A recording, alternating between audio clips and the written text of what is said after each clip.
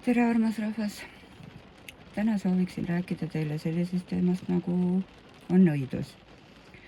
Ma usun, et Jumal on seal mulle südamele pannud.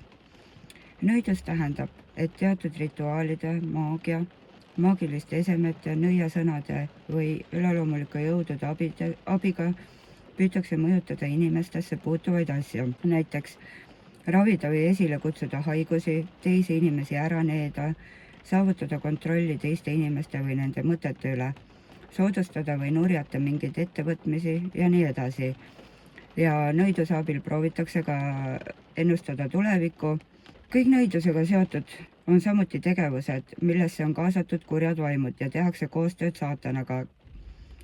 Saatan on valede isa ja ta on tulnud varastama ja tapma ja hukkama. Seevastu Jeesus on tulnud, et meil oleks elu ja oleks seda ülirohkesti. Sellega seoses ma tahaksin tuua ühe näite mu oma elust, millega on seotud mu abikaasa tuttav ja tema vanem vend. Nad mõlemad, ma ei ütleks, et neil on nagu alkoholisõltuvus või võib-olla tegelikult on ka alkoholisõltuvus. Ja nad proovisid sellest lahti saada ja kõigepealt läks vanem vend nõia juurde ja ma ei tea, mis rituaale see nõid tegi ja vanem vend lõpetas ajutiselt joomise ära. Noorem vend seevastu hakkas nagu topelt jooma või isegi 3-kordselt jooma. Põhimõtteliselt iga õhtu oli purjus ja ilma õlledeta enam üldse ei saanud. Ja vanem vend ütles nooremale vennale, et kuule, et tule muga kaasa sinna samuse nõia juurde, et ta suudab nagu vabastada sellest alkoholisõltuvusest. Siis läks noorem vend ka nõia juurde. Ja see kõik lõppes sellega, et praegu mõlemad vennad joovad edasi ja äkki pool aastat tagasi sattusin ma rääkima selle vanema venna naisega ja see vanema venna naine rääkis, et neil kodus hakkas kummitama. Jumal ütles mulle, et ma läheksin võidõliga ja teeksin nende kodu üle. Ma siis läksin, ma leidsin sealt ka mõned nii-öelda esemed, mis olid täiesti vastuolus Jumalaga ja ma küsisin, kas see naine nagu soovib need esemed ära visata. Ta oli nõus ja viskas hea meelega need esemed ära.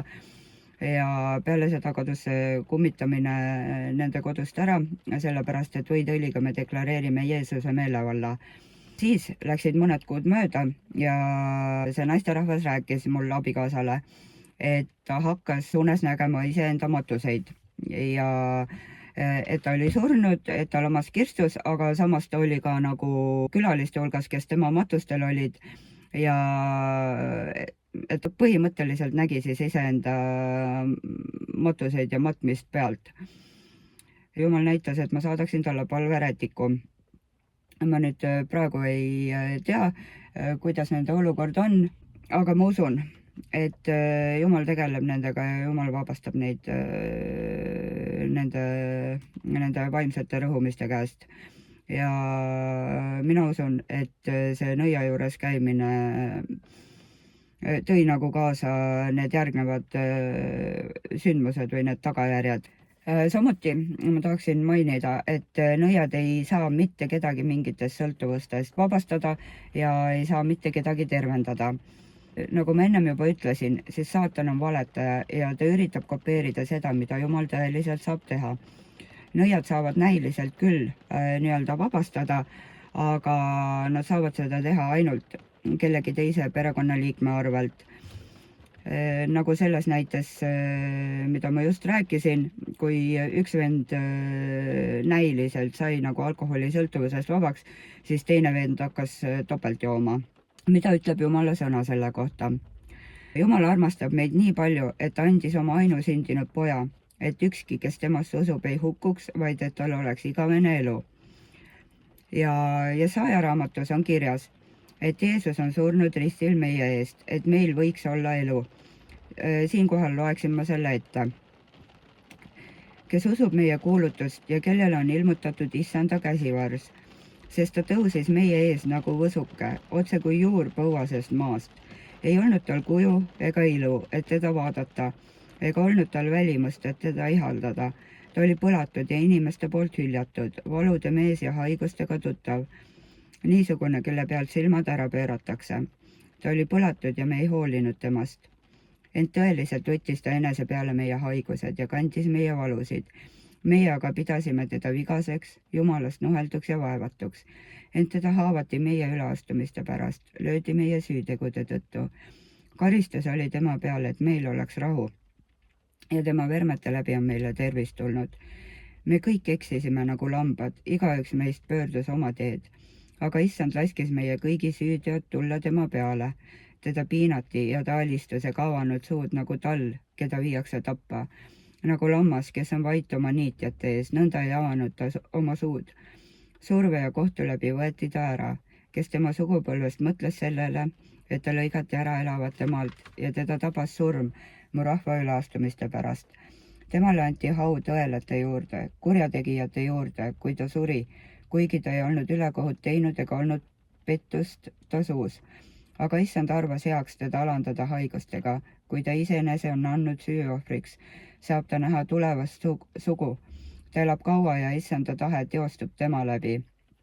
pärast oma hingevaeva saab ta näha valgust ja rahuldust tunda. oma tarkusega teeb mu õiglane sulane paljusid õigeks, sest ta kannab nende patusüüd. sellepärast ma annan temale osa paljude hulgas ja ta jagab vägevate saaki, sest ta tühjendas oma hinge surmani ja ta arvati üleastujate hulka. tema aga kandis paljude pattu ja seisis üleastujate eest. ainult Jeesus on see, kes saab meid sellistes olukordades aidata, meid vabastada ja tervendada. ja siinkohal mainiks ka ära, et tulevikku ei ole võimalik ette ennustada. aga sellest ma räägin pikemalt kunagi tulevikus, kui teemaks on selgeltnägijad.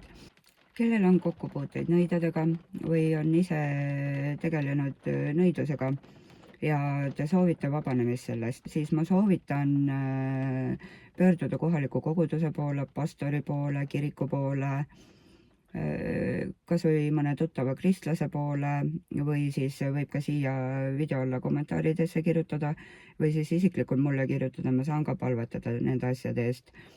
ja siia lõppu ma sooviksin jätta päästepalve. selle palvega me saame Jeesuse vastu võtta oma ellu issandaks ja päästjaks, sellepärast et ainult Jeesus saab meid vabastada igasugu tagajärgede käest, mis on tekkinud nõidusega tegelemisega. aga omalt poolt ma soovin ilusat päeva jätku ja kellel soovi on, siis palun tehke see palve kaasa.